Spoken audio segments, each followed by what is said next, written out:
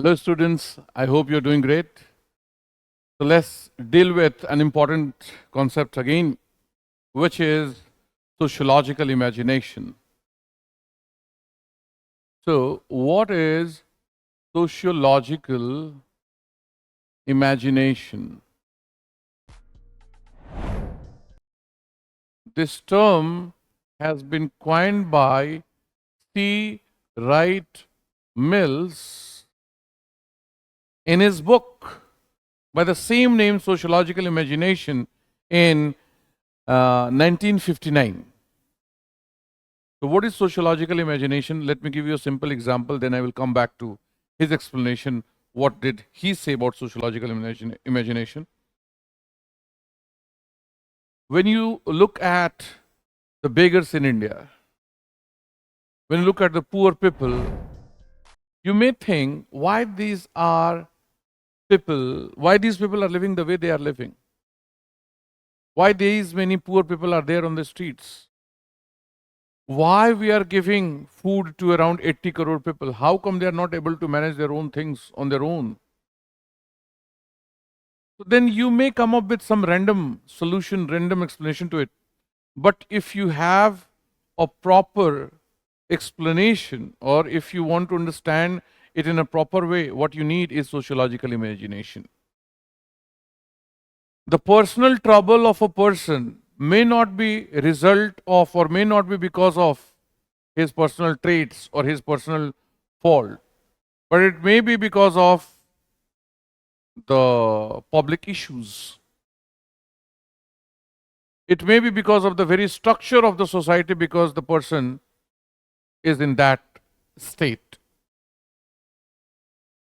Sociological imagination provides you a broader perspective to understand a given phenomena. In fact, sociological imagination, according to C. Wright Mills, involves two components: biography and history.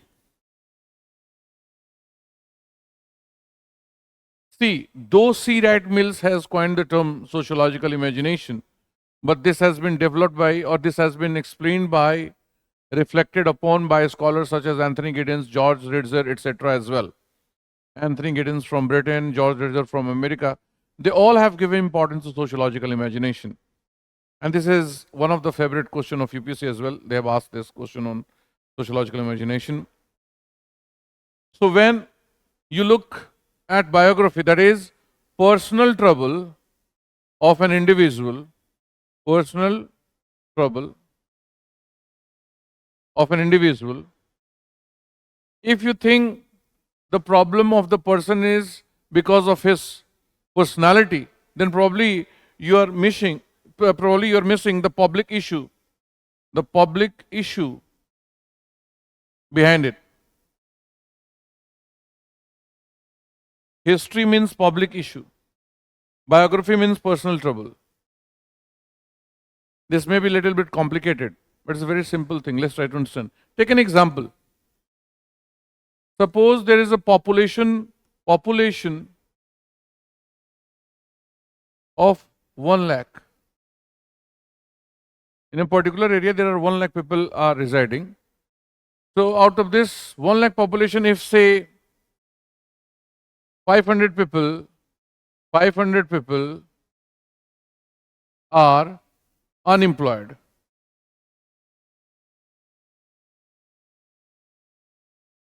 then you may find that this is a very small number. Probably it is because of their own fault. Or say 500 is too much, let's limit it to only 50 people. So if 50 people are not employed, then probably it is their personal problem. They do not want to work. They are lazy. They are not picking up the opportunities available. You can blame them. But out of 1 lakh, if around say 5,000 people are unemployed, then probably it is not their personal problem. If 5,000, 10,000, 15,000, 50,000, suppose people are not employed, they are not capable of paying their bills, etc., then probably it is not their personal problem. So if people are poor, it is not their personal problem. When you look at the broader perspective, it is probably they are not getting proper education, employment opportunities, the state government or the private sector are not creating enough opportunities for them to be part of the economy. That's why they are unemployed, that's why they are poor. When you understand it this way, you have sociological imagination developed in you. The way you think about poor and the beggars on the street is very much considering that there is personal trouble. Poor or the beggars are there on the street because of their personal trouble. Means it is their personal trouble. But when you look at the broader picture, you will realize, as per census 2011, there are around 4.26 beggars in India and around 17.6 lakhs homeless people in India. These are significant numbers. These many beggars and homeless people are there in India. That means it is not their personal problem. It is related to the public issue. They are not being properly rehabilitated. The government sector, the private sector, the civil society organizations are not playing their part. So you cannot just blame them because poverty is a social problem. This kind of social imagination develops through sociology. And this is sociological imagination that helps you provide solutions for this problem. That's why sociological imagination is important in sociology. The same thing has been pointed out by Alex Senkels as well. What does reason suggest, which ultimately points towards sociological imagination. And this is what sociological imagination is. Thank you very much.